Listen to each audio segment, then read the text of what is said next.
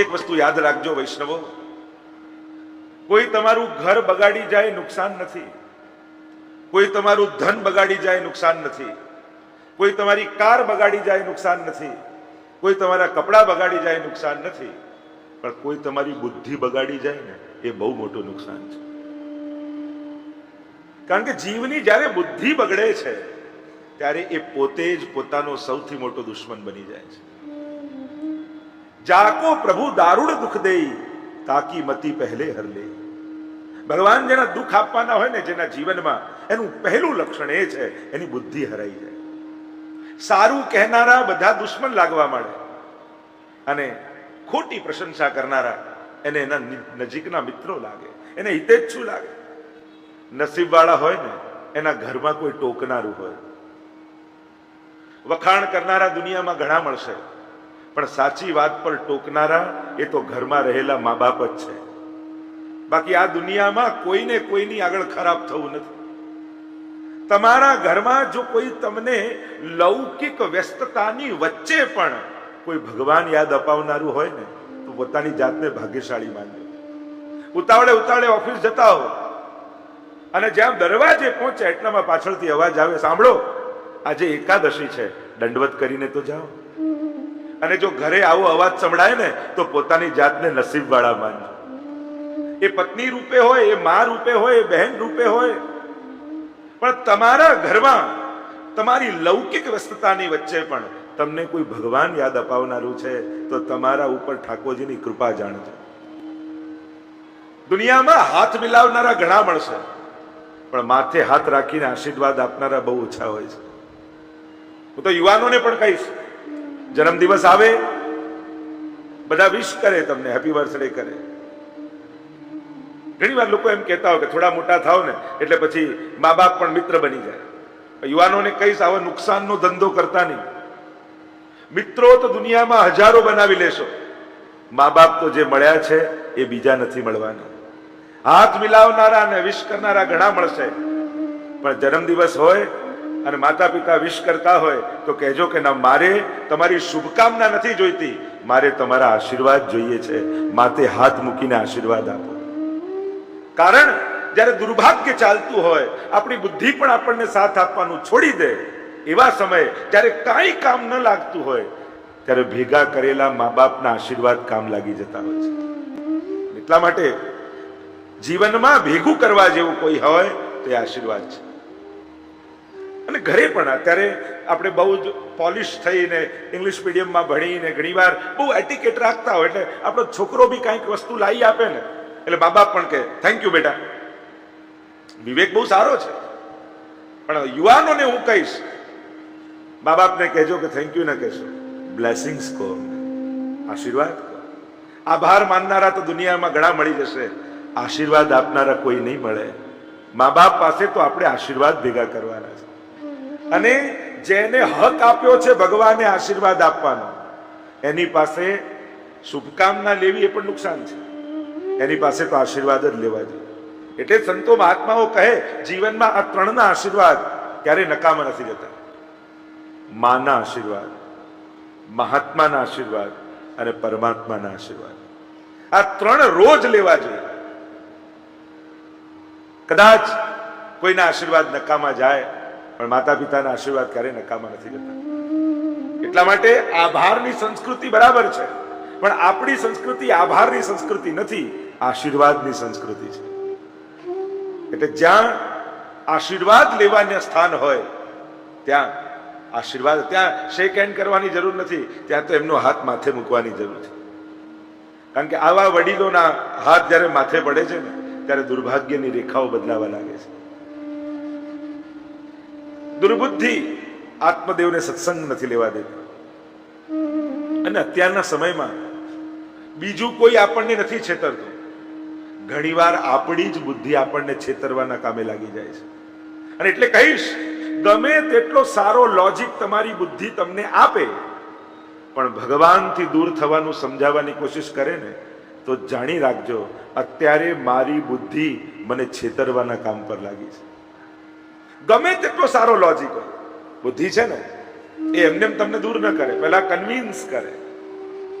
પાપ પણ કરવું હોય ને તો પેલા કન્વિન્સ કે આપણે ક્યાં, આ તો બધા ફ્રેન્ડ સર્કલ હતા એટલે, આ તો બધું માહોલ હતો એટલે, આ તો બધા સંજોગો હતા, બાકી આપણે ક્યાં.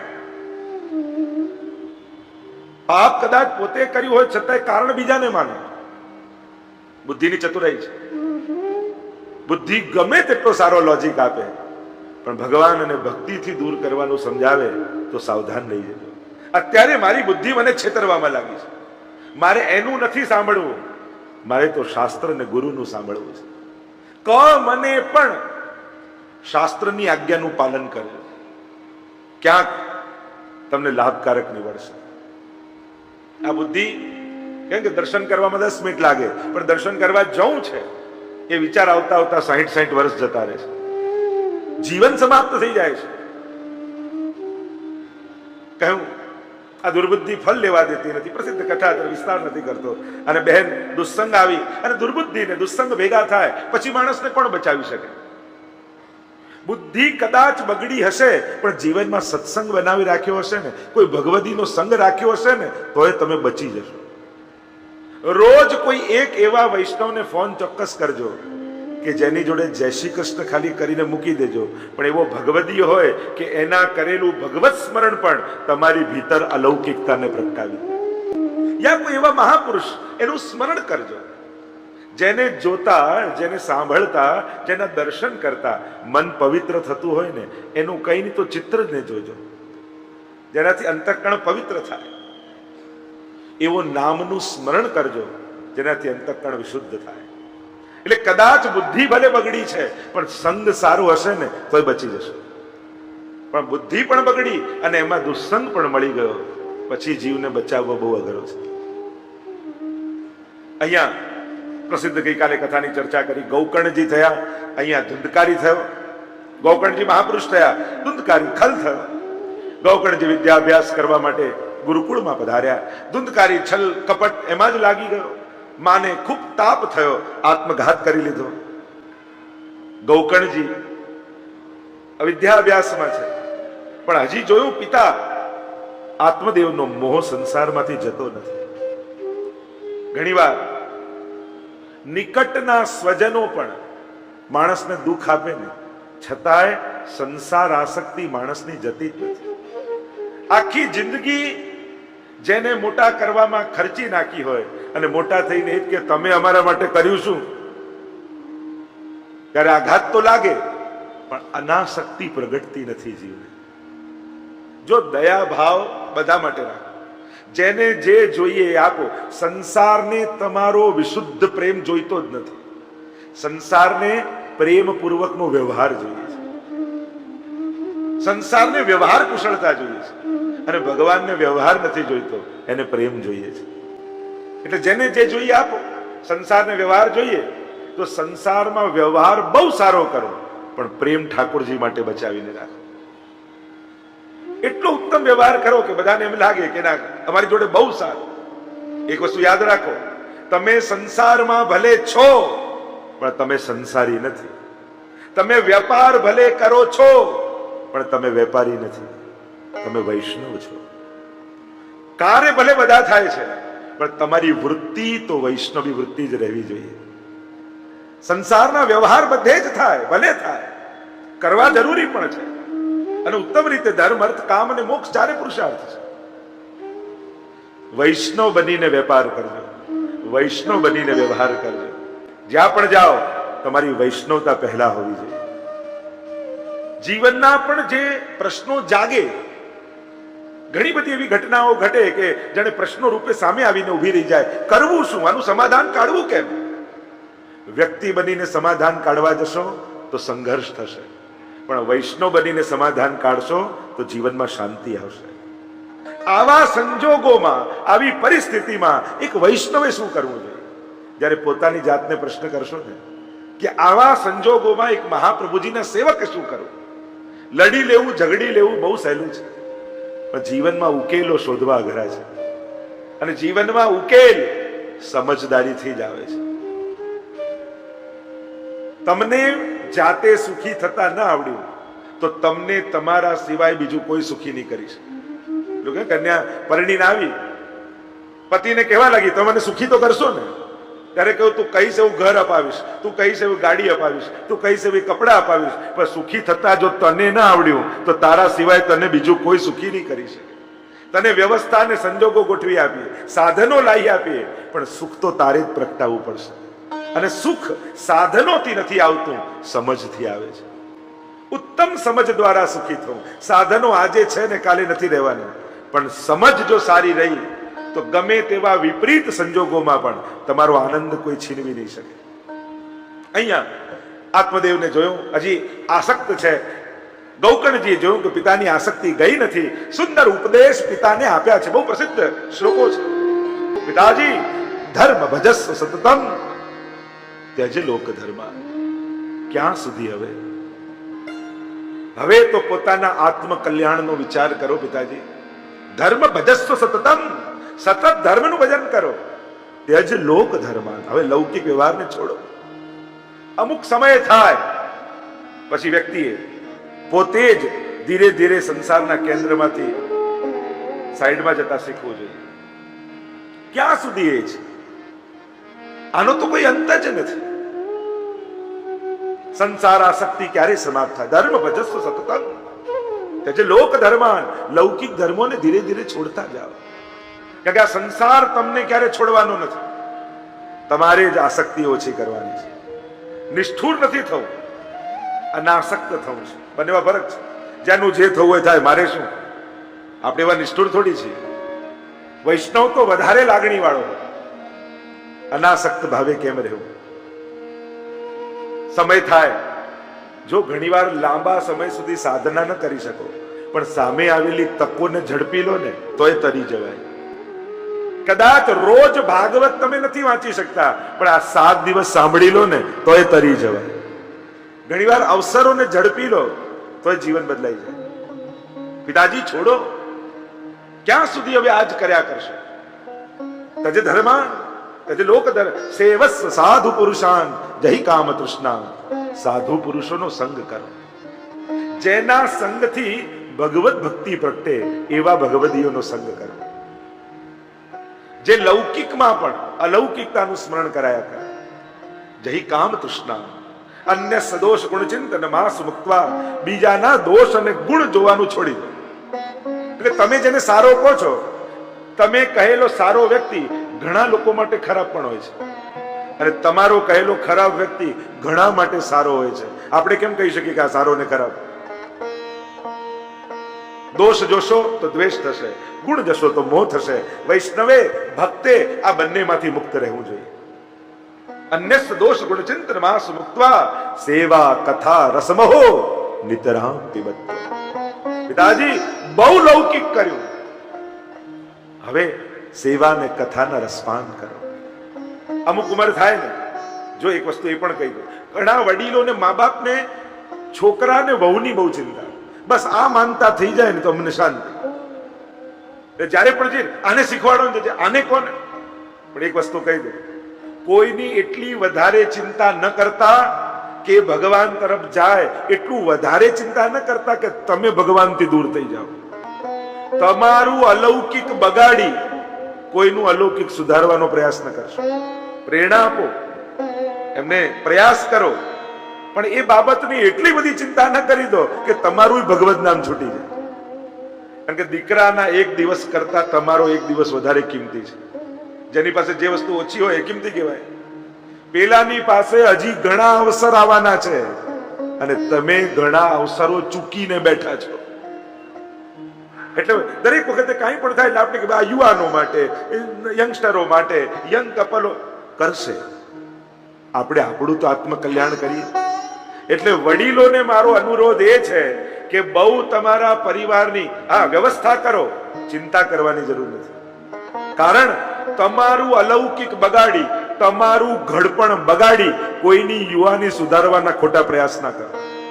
કારણ કે એને હજી ભગવાન ઘણા અવસર આપવાના છે, અને તમે ઘણા બધા અવસરો ચૂકી બેઠા છો.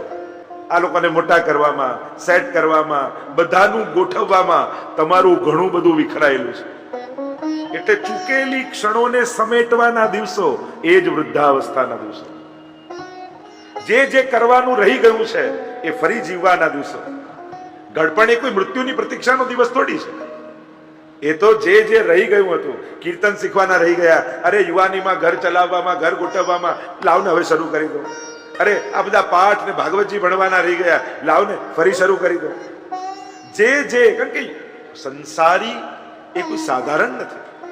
આપણે સંન્યાસીઓને મહાન માનીએ કે બધું છોડીને ગયા, કેટલું ત્યાગીને ગયા, મન કેટલું મારીને ગયા. એ તો મારીને જાય છે જ, પણ આ સંસારીઓને પણ પરિવાર માટે રોજ મન મારવું પડે છે. સંસારમાં રહેવું કઈ સહેલું થોડી છે, બહુ મોટું તપ છે. તમારા પરિવાર માટે મા બાપ રોજ કેટલી ઈચ્છાઓને મારે છે. ક્યાંક ફરવાની તૈયારી હોય, બધા તૈયાર થઈ ગયા હોય, એટલામાં બાળકની તબિયત બગડે એટલે બધું કેન્સલ. આજે મારે આ ખાવું છે, બધું કેન્સલ. એ જે કેમ જ થાય. સંસારી પણ રોજ કેટલું તપ કરે છે, પોતાની ઈચ્છાઓનો કેટલો ત્યાગ કરે છે. એટલે ગ્રહસ્થાશ્રમને સાધારણ ન માનશો. આપણે બહુ જ વૈરાગીઓની વાત સાંભળી આપણા મનમાં એક ધારણા એવી ખોટી ઘૂસી ગઈ છે કે બસ આ ઘર બાંધવું, પરિવારને સાચવવા, કમાવવું, એમને ભણાવવા, મોટા કરવા, જાણે પાપ જ કરીએ છીએ. આ પાપ નથી, સંસારીનો આ જ ધર્મ છે. તમે આ નથી કરતા તો પાપ કરો છો. ધન્ય ગ્રસ્તાશ્રમો એમ કહ્યું છે. ચારે આશ્રમોમાં ગ્રસ્તાશ્રમને ધન્ય કહ્યો છે. કારણ અન્ય ત્રણેય આશ્રમો ગ્રહસ્થાશ્રમ ઉપર જ પડે છે, એના પર જ ચાલે છે. એટલા માટે તમે આ જે કરી રહ્યા છો એ પાપ નથી કરતા, ખોટું નથી કરતા. તમે ગ્રહસ્થાશ્રમનો તમારો ધર્મ નિભાવી રહ્યા છો. પણ હા, એ નિભાવતા તમારો વૈષ્ણવ ધર્મ પણ તમારે નિભાવવાનો છે. તમારો અંશનો ધર્મ, યો યદંશ સતમ ભજેત, જેનો અંશ છે એને અંશીને ભજવો. એ પરમ ધર્મ કયો? એક છે સાધારણ ધર્મ, જે તમારા ગ્રહસ્થાશ્રમનો આશ્રમ ધર્મ. બીજો પરમ ધર્મ સર્વદા સર્વભાવેન ભજનીયો વ્રજાધિપઃ સ્વસ્યાયમેવ ધર્મો હિ નાન્યક્વાપી કદાચ. સર્વદા સર્વભાવે એ હરિને ભજવા, એ જ પરમ ધર્મ.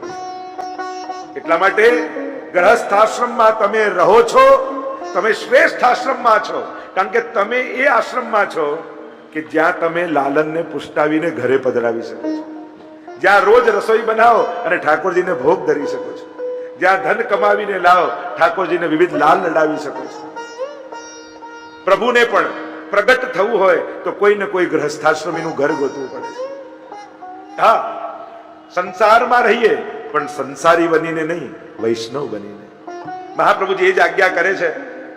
ગૃહમ સર્વાત્મના ત્યાજ્યમ તચ્ચે તક્તુમ ન શક્યતે કૃષ્ણાર્થ તન્નિયોજિત કૃષ્ણ સંસાર મોચક. ગ્રહ છોડવું એમ શાસ્ત્રો કહે, પણ ન છોડી શકતા હોય એને શું? જેની આસક્તિઓ સમાપ્ત ન થતી હોય એનું શું? તો કે આ બધી આસક્તિઓ ઠાકોરજીમાં લગાવી દેવી, આપણી અહમતા મમતા પ્રભુને સમર્પિત કરી દેવી. બાકી સંસાર ક્યારે પણ એવી અનુકૂળતાઓ તમને નહીં કરે કે તમને કોન્ફિડન્સ આવશે કે હા, હવે પ્રભુની ભક્તિ કરવા લાગે. તમને હંમેશા એમ લાગશે, અરે પ્રભુ પધરાવીશ તો આ નહીં થાય, આમ નહીં થાય, આમ નહીં કરી શકું, આમ અટવાઈ જઈશ, આમ બંધાઈ જઈશ. પ્રભુ તમારો ભાર નથી, તમારા આનંદનો આધાર છે. એ છે તો પ્રસન્નતા છે.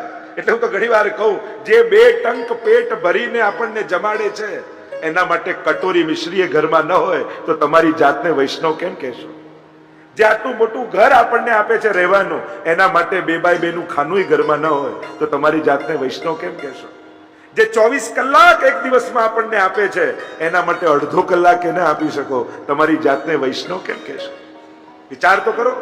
આપણે આપણી જાતને વૈષ્ણવ કહીએ છીએ કારણ કે સંસાર તો દોડાયા જ. અબ મેં નાચ, સુદાસજી કહે છે ને, અબ મેં નાચો બહોત ગોપાલ, કામ ક્રોધ કો પહેરી ચોલના, કંઠ વિષય કી બેફામ તોય કેટલું થાકી જવું પડ્યું. નહીં તો જિંદગીનો માર્ગ છે ઘરથી કબર, ક્યાં વધારે ચાલવાનું? એમાં પણ લોકો ઉચકીને લઈ જાય છે, છતાંય જીવનનો કેટલો થાક છે. જ્યારે જ્યારે જીવનને કંટ્રોલ કરવાની કોશિશ કરી, સંસારને પકડવાની કોશિશ કરી, ઘણી વાર લોકો કહે ને, અમે નહીં રહીએ ને ત્યારે ખબર પડશે ઘર કેમ ચાલે છે. કહેનારા બધા જ જતા રહે છે, બધાનું ઘર ચાલે જ રાખે. કોઈના જવાથી કાંઈ અટકતું નથી. આ તો પાણીમાં આંગળી નાખવા જેવું છે. પાણીમાં આંગળી નાખો તમને એમ લાગે ખાડો પડી ગયો. જ્યાં આંગળી કાઢો અને ક્યાં જગ્યા ભરાઈ જાય ખબર ન પડે. કોઈનાથી કઈ રોકાવાનું નથી. આપણે નહીં હોઈએ ત્યારે બીજું કંઈક કરશે. હા, સલાહ નહીં, પ્રેરણા આપીને જાઓ. આપણે ઉપદેશ બહુ આપીએ છીએ, પ્રેરણા નથી આપતા. ઉપદેશ આપવા માટે ખાલી જીભ ચલાવવી પડે અને પ્રેરણા આપવા માટે જીવન ઘસવું પડે. જ્યારે પોતે જીવીને આવતી પેઢીને પ્રેરણા આપીને જાઓ ને, એના પ્રભાવ આવતી પેઢી પર પડતા હોય છે. હું તો કહું, કઈ એક એવી બાબત આપણી અંદર કે જેનું એક્ઝામ્પલ આપી તમે તમારા બાળકોને ટોકી શકો. એ લોકોને ભાગવત ગીતા અને રામાયણના એક્ઝામ્પલ નથી સાંભળવા. એને તો સાંભળવું છે પપ્પા અને મમ્મી શું કરે છે. જ્યાં સુધી પોતાનું ઉદાહરણ આપીને પ્રેરિત નહીં કરો ત્યાં સુધી એનો પ્રભાવ નહીં પડે. કહેજો બાળકોને બેસાડીને કે બેટા, જીવનમાં ઘણા ચડાવ ઉતાવળ આવ્યા, સારા નવડા બહુ દિવસો જોયા, નજીકના લોકો સાથ છોડીને જતા રહ્યા, પણ આપણા માથે લાલન બિરાજે છે ને, એને ક્યારે આપણો સાથ છોડ્યો નહીં. અને સદાય મેં એમની સેવા પકડી રાખી અને એ જ ઠાકોરજીની કૃપાથી આજે બધેથી પાર થઈ ઠાકોરજીએ સારા દિવસો આપ્યા છે. તો બેટા, બીજું કાંઈ છૂટે તો વાંધો નહીં, આપણા લાલનને ક્યારે છોડતો નહીં. અને જ્યારે આમ કહેશો ત્યારે એ પણ કહેશે કે હા મમ્મી, તારા ઠાકોરજીની સેવા હું કરીશ. એને એમ લાગશે કે આ સુરક્ષા છે, આ આનંદ છે, આ આનંદનો આધાર છે. તો એના જીવનને પ્રેરણા મળશે. સત્સંગ સભી પડદો કો હટા દે. પિતાજી ધર્મ ભજસ્વ સતતમ त्यज लोक धर्मान सेवस्व साधु पुरुषान यही काम तृष्णा. છોડો હવે સંસાર, હવે હરિનું ભજન કરવાનો સમય છે. અને બધાએ ક્યારેક નક્કી કરવાની જરૂર છે. બહુ કર્યું બધું, હવે આત્મકલ્યાણ ક્યારે કરીશ? દરેકની ભીતર 60 પછી તો અવાજ આવવો જ જોઈએ, નહીં તો ઘણું મોડું થઈ જશે વૈષ્ણવ. કારણ કે તમને છેલ્લી ઘડીએ કામ લાગશે તે તમારું લીધેલું પ્રભુનું નામ. સંસારમાં લોકોની મદદ કામ લાગશે, ભગવત માર્ગે તો તમારે કરેલું ભજન જ ભેગું આવશે. ત્યારે બીજું કોઈ કામ નહીં લાગે. ધનાની ભૂમૌ પશ્વશ્ચ ગોષ્ઠે ભાર્યા ગૃદ્વારી જના સ્મશાને દેચિતાયામ પરલોક માર્ગે કર્માનુગો ગચ્છતિ જીવૈક. એ પરલોક માર્ગે તમે પોતે ફેરવેલી માળા જ કામ લાગવાની છે. તો ઘણી વાર એમ થાય અમારા ઘરે તો બધું જ થાય, કોણ કરે? તો કે ઘરવાળા. આપણે તો કહીએ કે 4 વસ્તુ જાતે જ કરવી પડે: ભજન, ભોજન, લગ્ન અને મરણ. આમાં ઓલ્ટરનેટિવ ન ચાલે. તમારા લગ્ન હોય ને ગોર બાપાને કહી દો હું બહુ બિઝી છું, તમે જ સમજી લેજો ને પછી આવીને સમજી ચાલે. તમારે પાટલે બેસવું પડે કે ભોજન, ઓફિસમાં બિઝી હો, મારા બદલે 4 રોટલી તું ખાઈ લેજે ને, ચાલે. પોતે જ કોળિયા ભરવા. મરણ, યમદૂત આવ્યા હોય કે 5 મિનિટ બાજુવાળાને લઈ જાઓ, હમણાં વિલ સાઇન કરીને આવું છું, મળે 5 મિનિટ. એમ જ ભજન પણ આપણા બદલે બીજું કોઈ કરે એ ચાલે કે ના ચાલે? તમે જ બોલો છો, તમારે જ નક્કી કરવાનું. હા, હરિનું નામ બધાને તારે છે, ક્યારે નિષ્ફળ નથી જતું, પણ કામ તો આપણું જપેલું નામ જ લાગે છે. અને કદાચ હજી શરૂ ન કર્યું હોય તો આ 23 તારીખ સુધી એટલું ઉત્તમ મુહૂર્ત છે. ભાગવત આગળ સંકલ્પ કરવાનો આનંદ. જો જયારે ભાગવતજી આગળ તમે એક નાનો પણ સંકલ્પ કરો છો ને, 1 માળાની તો 11 વાર,